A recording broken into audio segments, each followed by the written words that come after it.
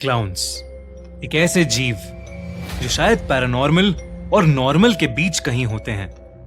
कई लोगों को भूत प्रेत और आत्माओं से शायद इतना डर नहीं लगता जितना एक क्लाउन से लगता है। ये कहानी भी ऐसे ही एक क्लाउन की है जिसका कहर एक छोटे से शहर बैरेक टाउन में कुछ ऐसा फैला कि वहां के लोगों ने घर से बाहर निकलना ही बंद कर दिया।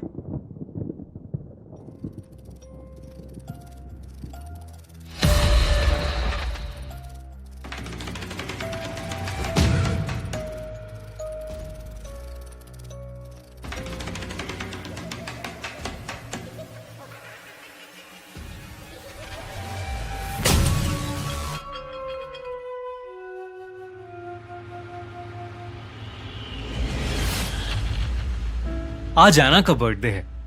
वो पूरे 13 साल की हो गई है। उसके बर्थडे पर उसकी मॉम मेगन और डैड स्टीव ने पूरा घर सजाया है, पर एना ने सुबह से अपना कमरा ही नहीं खोला। एना, ओपन द डोर बेटा। देखो, तुम्हारे पापा और मैंने तुम्हारे बर्थडे के लिए पूरा घर डेकोरेट किया है। एना, जिद नहीं करते, जल्दी से बाहर आओ। आप अपनी मॉम को परेशान मत करो। मेगन और स्टीव के कई बार बुलाने पर भी कोई जवाब नहीं आया। अंदर से बस सिसकियों की आवाज आ रही थी। वो आवाज सुनकर एना के पेरेंट्स थोड़े परेशान हो गए। उन्होंने फिर से एक बार एना को दरवाजा खोलने के लिए कहा तो एना उन पर चिल्ला पड़ी। बस करो, प्लीज बस करो। पर एना बेटा, क्या हुआ? जो कुछ भी हुआ है तुम दोनों की वजह से हुआ है। अब मैं जहाँ पहुँच गई हूँ वहां से वापस नहीं आ सकती। मुझे अकेला छोड़ दो, जाओ। एना अपने घर वालों पर चिल्लाते चिल्लाते रो पड़ी। उसके बेड पर उसके पास ही एक डॉल पड़ी थी, एक क्लाउन की डॉल। उसने उस डॉल को उठाया और रोते रोते गले से लगा लिया। लेकिन आज जो हो रहा था वो पहली बार नहीं था।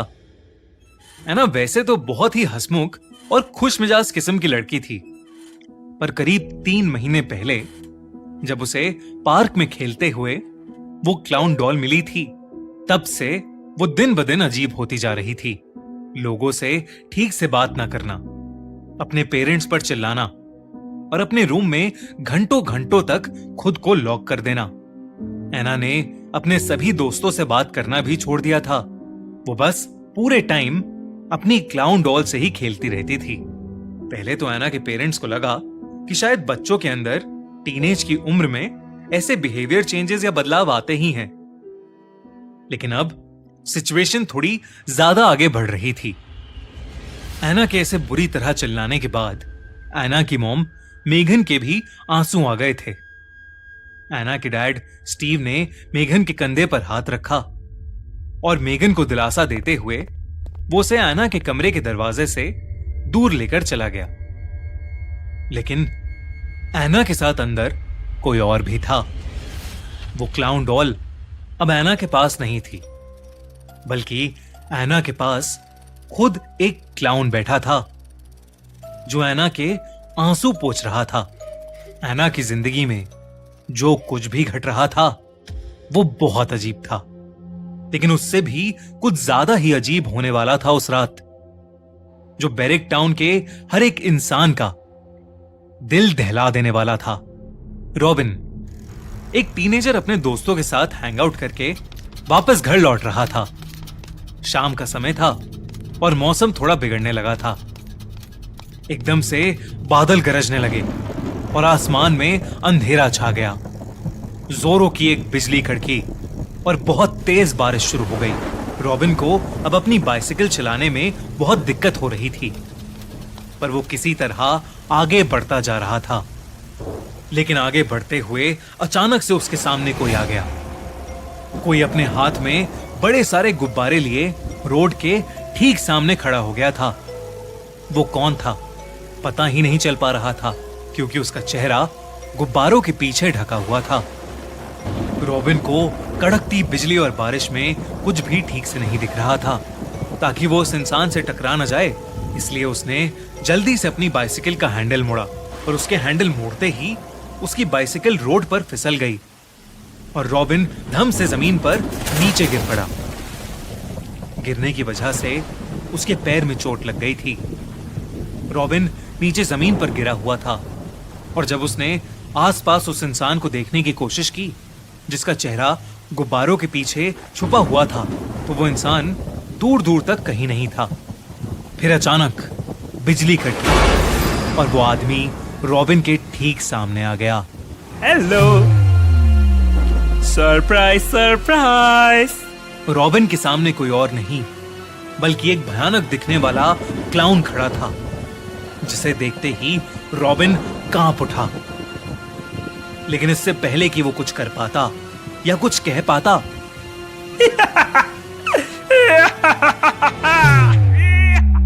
जब रॉबिन देर रात तक घर नहीं आया तो रॉबिन के पेरेंट्स ने उसके बारे में सब जगह मालूम किया, पर कुछ पता नहीं लगा।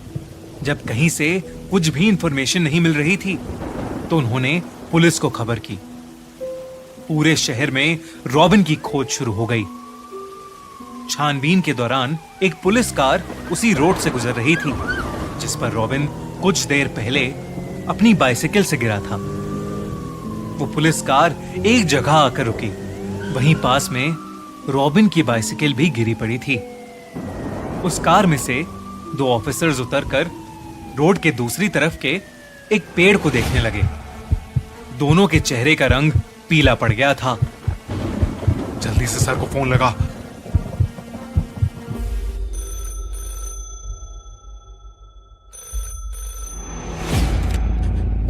सर। हाँ बोलो।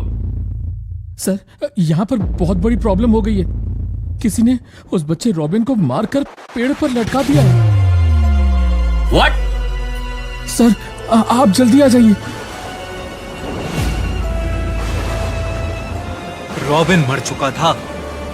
उसकी गर्दन से अब भी वही गुब्बारे लटके हुए थे जिसे वो क्लाउन अपने हाथ में लेकर घूम रहा था। एक और चौंका देने वाली बात ये थी कि रॉबिन के पूरे चेहरे पर एक क्लाउन का मेकअप लगा हुआ था। वहीं दूसरी ओर उस रात एना के चेहरे पर अब फाइनली एक मुस्कान थी और वो उसी डॉल जैसे दिखने वाले क्लाउन के साथ अपने कमरे में नाच रही थी। रॉबिन की मौत से पूरा बैरिक टाउन कांप उठा था, लेकिन किसे पता था कि रॉबिन की मौत तो बस एक शुरुआत थी। कल रात हुए मर्डर से पूरा बैरिक टाउन शॉक में है। किसी ने एक 15 साल के लड़के को आधी रात में बेरहमी से मारकर एक पेड़ से लटका दिया। उस लड़के के चेहरे पर एक क्लाउन जैसा मेकअप भी पाया गया। आइए जानते हैं सीनियर ऑफिसर जेराल्ड से कि वो अब क्या एक्शन लेंगे। हम पूरी कोशिश कर रहे हैं। जिसने भी ये किया है वो जल्दी ही पकड़ा जाएगा। जॉनी भी टीवी पर न्यूज देख रहा था।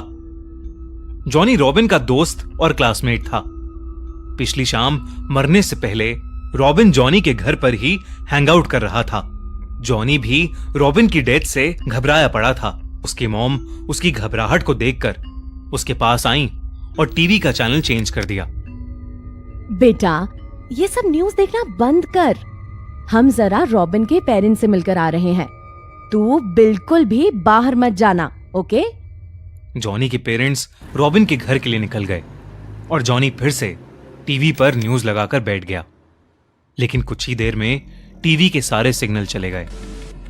घर की लाइट्स भी अचानक ऑफ हो गईं। टीवी भी बंद हो गया। लेकिन अचानक टीवी दोबारा ऑन हुआ। टीवी की स्क्रीन पर जॉनी को जो दिखा उसे देखकर वो सुन्न पड़ गया। टीवी की स्क्रीन पर वही भयानक क्लाउन था। Hello, surprise surprise. टीवी पर उस क्लाउन के हंसते ही घर की सारी लाइट्स फ्लिकर करने लगीं। जॉनी सुन्न होकर टीवी स्क्रीन पर उस खौफनाक क्लाउन को देखे ही जा रहा था कि अचानक वो क्लाउन टीवी के बाहर आ गया। Twinkle, twinkle, little star।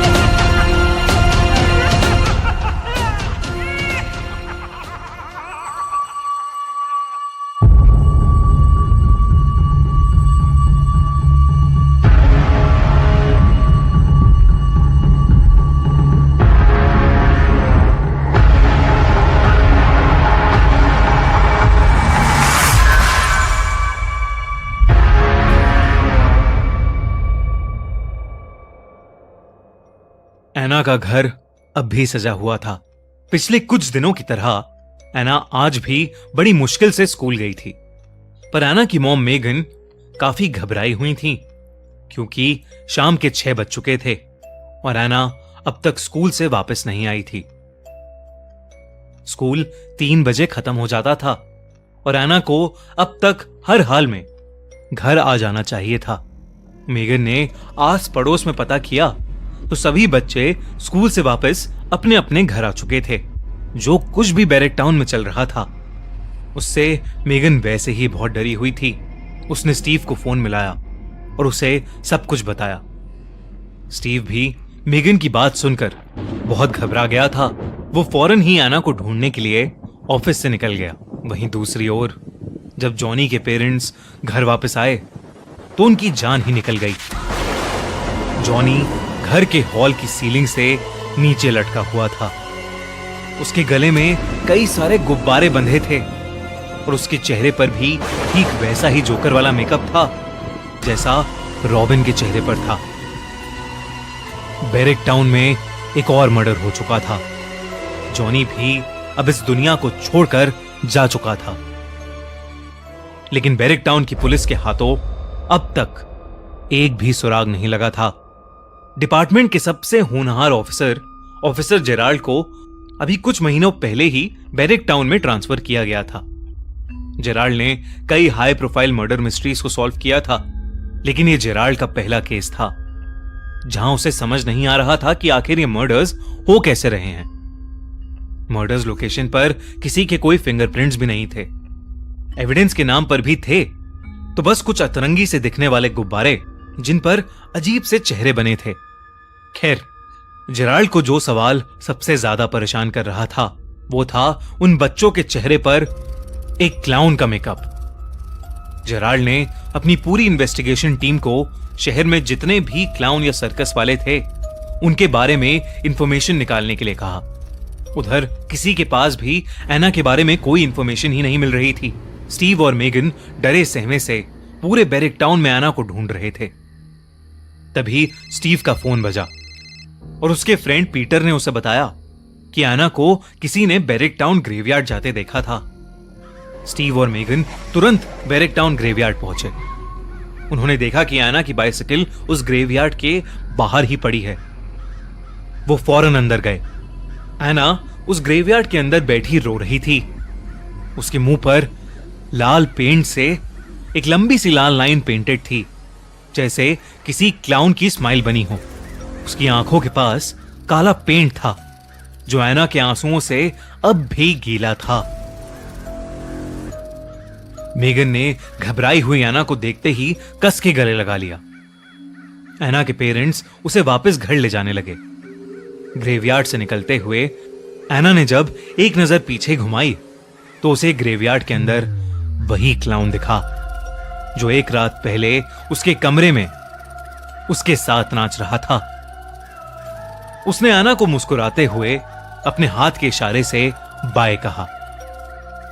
एना ने कुछ रिएक्ट नहीं किया और बस उस क्लाउन को देखती रही। तभी अचानक जोरदार बारिश शुरू हो गई और बिजली कड़कने लगी।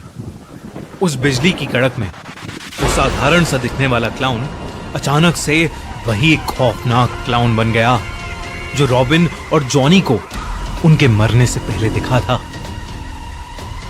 चीजें अब और भी ज्यादा पेचीदा होती जा रही थी। तभी ऑफिसर जेराल्ड को इस केस से जुड़ा अपना पहला ब्रेक थ्रू मिला। ऑफिसर जेराल्ड के केबिन में उसका एक टीम मेंबर आया और उससे बोला, एक क्लाउन के बारे में कुछ इन्फॉर्मेशन मिली है। तो उसने देखा कि स्क्रीन पर कुछ फोटोज प्रोजेक्ट हो रही थीं। उन्हें देखकर जेराल्ड शॉक्ड हो गया। सर, आज से करीब 10 साल पहले पुलिस ने जेम्स नाम के एक सीरियल किलर को अपनी कस्टडी में लिया था। जेम्स अपने प्रोफेशन से एक क्लाउन था और उसने अपनी पूरी सर्कस टीम के हर एक इंसान को एक एक करके मार डाला था। कुल मिलाकर उसने 12 मर्डर्स किए थे। ये बैरक टाउन के लोगों के लिए एक रोंगटे खड़े कर देने वाली खबर होती, लेकिन इस खबर के मीडिया में फैलने से पहले ही पुलिस ने इस बात को दबा दिया था। इस वजह से ज्यादातर लोगों को जेम्स के बारे में कुछ पता नहीं था। जेम्स मेंटली अनस्टेबल था, इसलिए उसे बैरिक टाउन के मेंटल असाइलम में रखा गया था। चौंका देने वाली बात यह थी कि हर एक आदमी जो जेम्स के हाथों मरा था, उसके चेहरे पर हूबहू वैसे ही क्लाउन का मेकअप था, जैसा आज 10 साल बाद रॉबिन और जॉनी के चेहरे पर पाया गया था। Bloody hell, let's go get him. Sir, एक बात और, इससे पहले कि उस पर कुछ कानूनी कार्रवाई हो पाती या उसके मोटिव्स का पता चल पाता, जेम्स ने मेंटल असाइलम के अंदर ही सुसाइड कर ली थी।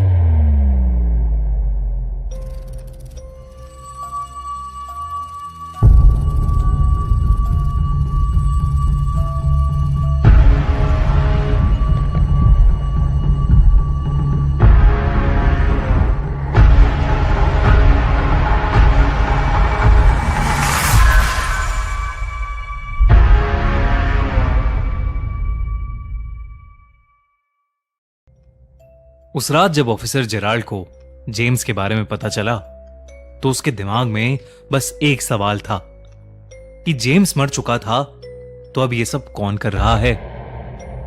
जेराल्ड ने अपनी टीम के सभी लोगों को जेम्स के बारे में छोटी से छोटी इंफॉर्मेशन ढूंढ निकालने का ऑर्डर दिया। साथ ही जेराल्ड ने बैरिक टाउन के कमिश्नर से स्पेशल ऑर्डर्स लेकर पूरे बैरिक टाउन में सिक्योरिटी फोर्स को और बढ़वा दिया था। अब जगह जगह पुलिस की नाकाबंदी हो गई थी। शहर में जो कुछ भी हो रहा था उससे सभी लोग डरे हुए थे। एना के पेरेंट्स मेगन और स्टीव भी पिछली रात हुए इंसिडेंट से काफी डिस्टर्ब थे।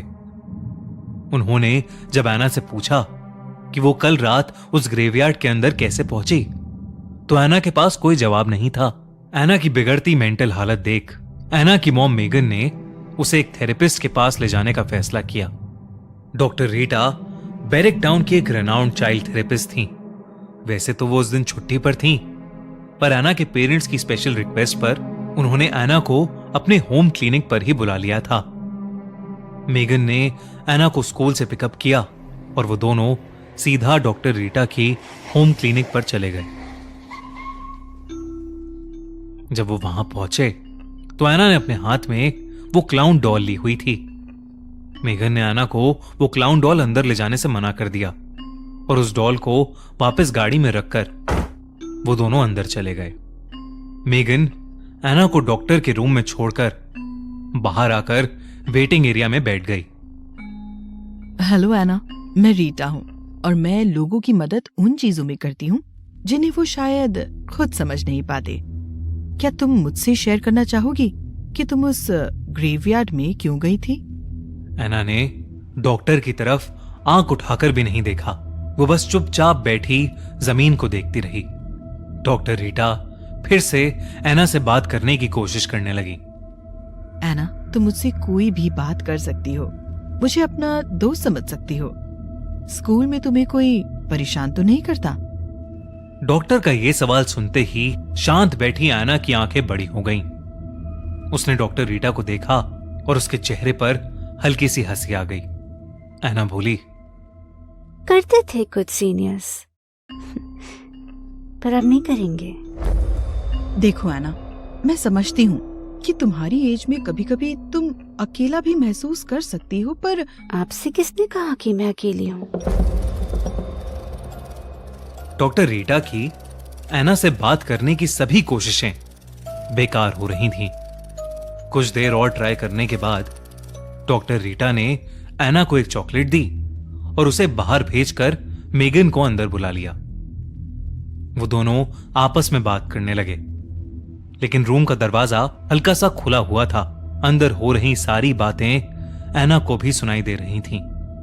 मैंने कुछ मेडिसिन प्रिस्क्राइब की हैं, बाकी डरने की कोई बात नहीं है, वो जल्दी ही ठीक हो जाएगी।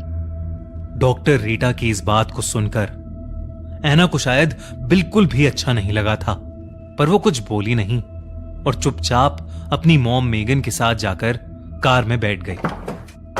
कार की बैक सीट पर उसकी क्लाउन डॉल पड़ी थी। जब एना की नजर कार के रियर व्यू मिरर पर पड़ी तो उसे ऐसा लगा कि जैसे वो डॉल एना को ही देख रही हो और उससे कुछ कहना चाह रही हो। एना की मॉम वापस जाने के लिए कार स्टार्ट करने ही वाली थी कि तभी एना ने अपनी मॉम से कहा कि वो अपना बैग डॉक्टर के रूम में भूल आई है। एना कार से उतरी, बैक सीट से अपनी क्लाउन डॉल उठाई और उसने अपनी मॉम को बोला कि वो बस अभी आ रही है। एना उस क्लाउन डॉल को अपने हाथ में लिए डॉक्टर रीटा की होम क्लिनिक के अंदर चली गई। क्या हुआ बेटा? एना कुछ नहीं बोली और सीधा अपने स्कूल बैग की तरफ आगे बढ़ी। उसने अपने बैग से एक कैंची निकाली और सीधा डॉक्टर रीटा की गर्दन में घुसा दी। डॉक्टर रीटा दर्द से कर्रा उठी। लेकिन उस दिन उनका पूरा स्टाफ छुट्टी पर था। उनकी आवाज सुनने वाला वहां कोई नहीं था। एना बार बार उस कैंची से डॉक्टर रीटा की गर्दन को स्टैब करने लगी। डॉक्टर रीटा अपनी बेबसी में बस एना के चेहरे को सुन्न होकर देख रही थी। खून की छींटें एना के मुंह पर जा रही थीं, लेकिन एना रुक ही नहीं रही थी। एना पागल हो चुकी थी। मुझे ठीक करेगी तू?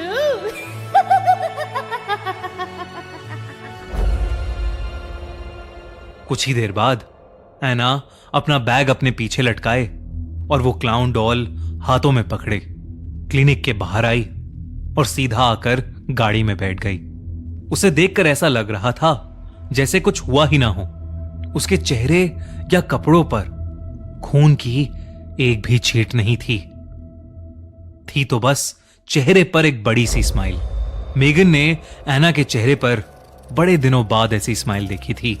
तब मेगन को लगा कि एना को थेरेपिस्ट के पास लाना शायद एक सही डिसीजन था, लेकिन वो नहीं जानती थी कि एना के हाथों अभी क्या घटा था। दूसरी तरफ ऑफिसर जेराल्ड और उनकी टीम को जेम्स के बारे में इंफॉर्मेशन तो मिल रही थी, लेकिन वो इंफॉर्मेशन किसी काम की नहीं थी। उससे कोई भी ऐसा क्लू नहीं मिल रहा था जिससे केस में आगे बढ़ा जा सके। इतना ही नहीं, वो गुब्बारे जो एकमात्र सबूत थे वो भी बैरक टाउन या बैरक टाउन के आसपास की किसी भी शॉप पर अवेलेबल नहीं थे। कोई उस तरह के गुब्बारे बेचता ही नहीं था। पुलिस के पास कोई क्लू नहीं था और शहर में एक और मर्डर हो चुका था, लेकिन इस बार किसी टीनेजर का नहीं, बल्कि शहर की एक रेनाउंड थेरेपिस्ट डॉक्टर रीटा का। अगली सुबह जब डॉक्टर रीटा की केस फाइल ऑफिसर जेराल्ड के पास आई तो जेराल्ड ने देखा कि डॉक्टर रीटा के चेहरे पर भी सेम वैसा ही क्लाउन मेकअप है। जेराल्ड को कुछ समझ नहीं आ रहा था कि तभी जेराल्ड का ध्यान डॉक्टर रीटा की केस फाइल में लिखे एक नाम पर गया, जिसे देखकर वो चौंक उठा। रिपोर्ट के अंदर डॉक्टर रीटा की लास्ट कंसल्टेशन का बिल था, जिस पर लिखा था मेगन स्टैनली, एना की मॉम का नाम। ऑफिसर, फौरन मेरी गाड़ी निकालो। केस फाइल में ऐसा क्या देखा? और हम मेगन स्टैनली के घर क्यों जा रहे हैं? मेगन का इस सब से क्या लेना देना? कुछ देर और रुको, सब समझ आ जाएगा। और अगर मेरा शक सही है तो वो किलर आज ही हमारी कस्टडी में होगा। कुछ ही देर में जेराल्ड एना के घर पर पहुंच चुका था। जेराल्ड ने कार से उतरकर एना के घर की डोरबेल बजाई और एना की मॉम मेगन ने दरवाजा खोला। जी आप? मैं सीनियर पुलिस इंस्पेक्टर जेराल्ड। आप ही मेगन स्टैनली हैं? हाँ, मैं ही मेगन हूँ। पर क्या हुआ officer? Is everything okay? Barrack town में जो मर्डर्स हो रहे हैं उसके बारे में तो आप जानते ही होंगी। जी। उसी से रिलेटेड कुछ पूछताछ करनी थी। क्या मैं अंदर आ सकता हूं? इतना कहते ही जेराल्ड खुद ही घर के अंदर घुस गया। साथ में उसका एक ऑफिसर भी था। घर को इन्वेस्टिगेट करते हुए जेराल्ड के पहले सवाल शुरू हो गए थे। कल शाम आप कहां थी? हम लोग एक डॉक्टर के पास गए थे। हम कौन? मैं और मेरी बेटी। डॉक्टर रीटा के पास? जी वो तो एक चाइल्ड थेरेपिस्ट हैं। हाँ, मेरी बेटी कुछ दिनों से अजीब सा बिहेव कर रही है, इसीलिए डॉक्टर रीटा को दिखाने गए थे। वैसे आपकी बेटी दिखाई नहीं दे रही। वो तो स्कूल गई है। अच्छा, क्या नाम है उसका? एना। क्या मैं उसका कमरा देख सकता हूँ? जी। जेराल्ड एना के रूम में घुसकर छानबीन करने लगा। एना के बेड के नीचे जेराल्ड को एक पुराना सा दिखने वाला वुडन बॉक्स मिला। ये वुडन बॉक्स, ये आपका है? नहीं, मैं भी इसे पहली बार देख रही हूँ। वो वुडन बॉक्स एना को उसी दिन मिला था जिस दिन उसे वो क्लाउन डॉल पार्क में पड़ी मिली थी। उस क्लाउन डॉल पर एक नोट भी था जिस पर लिखा था, आई मिस्ड यू किडो, यानी मैंने तुम्हें मिस किया। और उस नोट के पीछे एक एड्रेस लिखा था। उस एड्रेस को फॉलो करते करते एना एक दुकान पर पहुंची, एक पुरानी कॉस्ट्यूम्स की दुकान। वो जब उस शॉप के अंदर गई तो वो दुकान एकदम खाली थी। बस एक बूढ़ा सा दुकानदार था जो एना को देखते ही बोला, वेलकम बेटा, वेलकम। वो हमेशा कहता था कि तुम एक दिन जरूर आओगी। मुझे 1 मिनट दो, मैं अभी आया। वो दुकानदार अंदर गया और उसने एक वुडन बॉक्स बाहर लाकर एना के हाथों में थमा दिया। तब से वो वुडन बॉक्स एना के पास ही था। उसने सबसे छुपाकर उस बॉक्स को अपने बेड के नीचे रख दिया था, लेकिन जेराल्ड की तेज नजरों ने उस बॉक्स को ढूंढ लिया था। जेराल्ड ने अपने ग्लव्स पहने और उस वुडन बॉक्स को ओपन किया। उस बॉक्स की चीजें देखते ही जेराल्ड की आंखें बड़ी हो गईं। उस बॉक्स के अंदर बहुत सारा अजीबोगरीब सामान था, फेस पेंट और मेकअप का सामान, एक कॉस्ट्यूम जो शायद किसी सर्कस के क्लाउन की थी। जेराल्ड ने जब पूरा बॉक्स ठीक से देखा तो उसके होश उड़ गए। उस बॉक्स के अंदर वही गुब्बारे मिले जो हर मर्डर साइट पर विक्टिम्स के गले से बंधे मिले थे। जेराल्ड ये सब देखकर सुन सा पड़ गया था। उसी डब्बे में एक वीडियो टेप भी था। जेराल्ड ने एना के रूम में रखे टीवी पर जब वो वीडियो टेप चलाया तो उस वीडियो में एक नॉर्मल सा दिखने वाला क्लाउन एक छोटी सी लड़की से बात कर रहा था। हेलो, सरप्राइज सरप्राइज, कैसा लगा मेरा एक्ट? उस क्लाउन ने यह कहकर उस छोटी सी बच्ची को गोद में उठा लिया और उसके साथ हंसते हुए खेलने लगा। फिर जब उसने अपना मास्क उतारा तो उस मास्क के नीचे जेराल्ड को जेम्स का चेहरा दिखा, वही सीरियल किलर जिसने 10 साल पहले सुसाइड की थी। आप जेम्स को तो जानते ही होंगे। नहीं तो क्यों? ठीक आज से 10 साल पहले जेम्स नाम का एक सीरियल किलर पकड़ा गया था। जो मर्डर अभी हो रहे हैं वो भी बिल्कुल उसी तरह से लोगों के मर्डर्स करता था, पर उसने 10 साल पहले ही सुसाइड कर लिया था। पर ऑफिसर, आप ये सब मुझे क्यों बता रहे हैं? मेरा इन सब से क्या लेना देना? मुझे लगता है कि अब 10 साल के बाद मर्डर वो नहीं कर रहा है बल्कि आपकी बेटी कर रही है। What nonsense! ये क्या बोल रहे हैं आप? आई एम सॉरी, आपकी बेटी नहीं, जेम्स की बेटी। सुनकर मेगन की रूह कांप गई। असल में एना अडॉप्टेड थी। मेगन और स्टीव को कोई बच्चा नहीं हो रहा था और इसीलिए उन्होंने एक ऑर्फनेज से एना को अडॉप्ट किया था। लेकिन मेगन या स्टीव को यह नहीं पता था कि वो एक सीरियल किलर जेम्स की बेटी थी। मेगन ने जेराल्ड को पूरी बात बताई। जेराल्ड ने तब मेगन को बताया कि एना का असली नाम जेन था और उस वीडियो टेप में जेम्स किसी और के साथ नहीं बल्कि अपनी बेटी जेन के साथ ही खेल रहा था। जेन की असली मदर और अपनी बीवी को भी जेम्स ने ही मार डाला था। जब जेम्स ने मेंटल अजाइलम में सुसाइड की थी तो जेन सिर्फ 3 साल की थी, इसलिए जेन को ऑर्फनेज में डाल दिया गया था, जहां से मेगन और स्टीव ने उसे अडॉप्ट कर लिया और उसको एना नाम दे दिया। जेराल्ड ने मेगन को यह भी बताया कि पिछली शाम डॉक्टर रीटा का भी मर्डर हो गया था, जिसे सुनकर मेगन के होश उड़ गए। जेराल्ड ने बताया कि जब उनकी केस फाइल में उसे मेगन का नाम दिखा तो उसे एना की ऑर्फनेज के अडॉप्शन पेपर्स की याद आ गई। लेकिन इन सब का शहर में हो रहे मर्डर से क्या रिलेशन है? मतलब साफ है, एना अपना दिमागी संतुलन खो चुकी है और वो अपने मरे हुए बाप की तरह लोगों को मार रही है।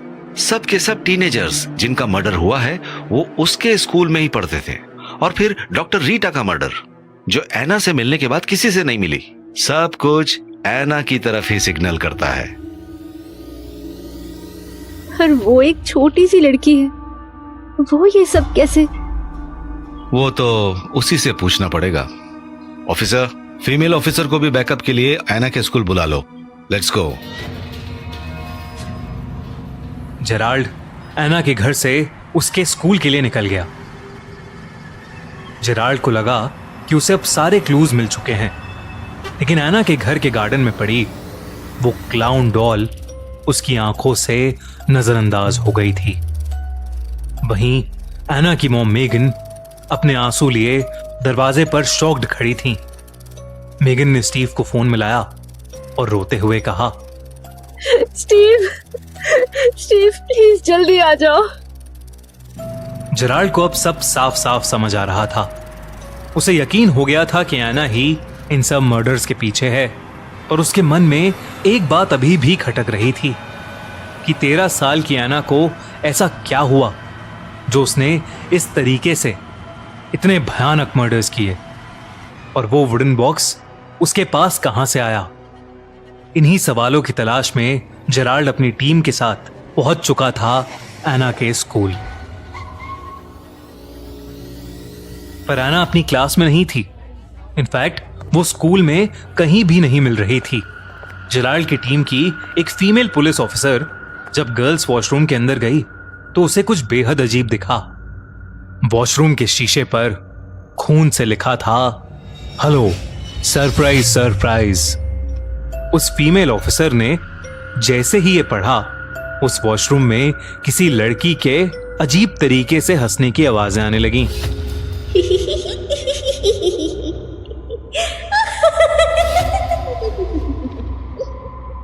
वो आवाज वॉशरूम के एक टॉयलेट से ही आ रही थी। जब उस फीमेल ऑफिसर ने नीचे झुककर उस टॉयलेट की ओर देखा तो उसे वहां एक लड़की के पैर दिखे, लेकिन तभी उस टॉयलेट का दरवाजा खुला और सीधा उस फीमेल ऑफिसर के मुंह पर जा लगा, जिससे वो नीचे गिर पड़ी। एक लड़की हंसते हुए उस टॉयलेट से बाहर आई। वो लड़की और कोई नहीं बल्कि एना ही थी, लेकिन ऐसा लग रहा था कि जैसे वो पूरी तरह से पागल हो चुकी हो।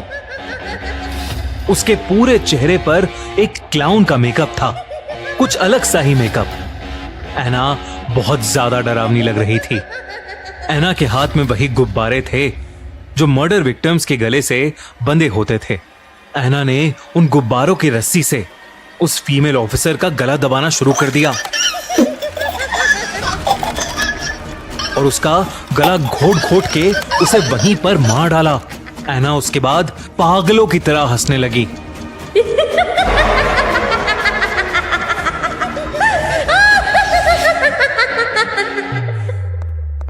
वॉशरूम से आ रहे शोर को सुनकर जेराल्ड की टीम उस वॉशरूम के अंदर गई और उन्होंने एना को अरेस्ट कर लिया। उसे फौरन पुलिस स्टेशन लेकर आया गया। उसे इंटेरोगेशन रूम में बिठाकर बांध दिया गया, लेकिन वो फिर भी पागलों की तरह हंसती जा रही थी।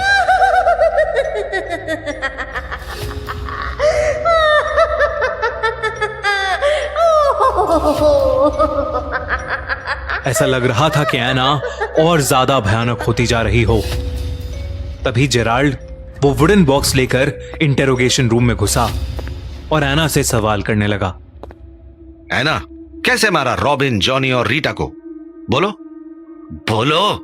एना कुछ नहीं बोली, बस हंसती रही। अपने बाप जेम्स की तरह तुम भी पागल हो चुकी हो। ये सुनकर एना के चेहरे से हंसी गायब हो गई और अब वो जेराल्ड को देखकर अजीब अजीब सी आवाजें निकालने लगी। जेराल्ड ने वो वुडन बॉक्स एना के सामने रख दिया और उससे पूछा, ये वुडन बॉक्स कहां से मिला तुम्हें? हैं? बताओ मुझे, बोलो एना, बोलो। एना फिर कुछ नहीं बोली, बस वो अपनी पैनी नजरों से जेराल्ड को घूरती रही। जेराल्ड एक पल के लिए 13 साल की एना से घबरा सा गया था, लेकिन तभी जेराल्ड का फोन बज उठा। सर, एना के पेरेंट्स मेगन और स्टीव का मर्डर हो गया है और उनके चेहरे पर भी वैसा ही क्लाउन मेकअप है। जेराल्ड ये खबर सुनकर पूरी तरह हिल चुका था। एना जेराल्ड का पीला पड़ा चेहरा देख फिर से जोरों से हंसने लगी।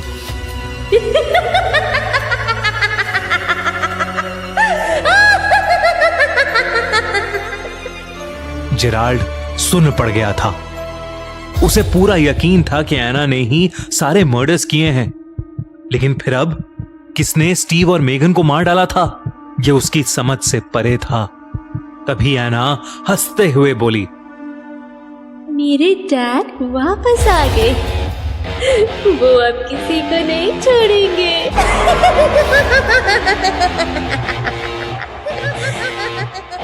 एना ये कहते ही पागलों की तरह हंसने लगी। ऐसा लग रहा था कि जैसे उसकी हंसी की आवाज पूरे पुलिस स्टेशन में गूंज रही हो। अचानक से इंटेरोगेशन रूम में रखे उस वुडन बॉक्स ने आग पकड़ ली और वो जलने लगा। पुलिस स्टेशन की सारी लाइट्स तेजी से जल बुझ होने लगी। उस आग में जलते वुडन बॉक्स की रोशनी में एना को फिर वही भयानक क्लाउन दिखा। उस क्लाउन ने मुस्कुराते हुए एना की तरफ वेव किया। इस बार एना को उस क्लाउन में जेम्स की झलक दिख रही थी और एना ने भी मुस्कुराते हुए जेम्स को यानी उस क्लाउन को वापस वेव किया और दोनों एक दूसरे को देखकर जोरों से हंसने लगे।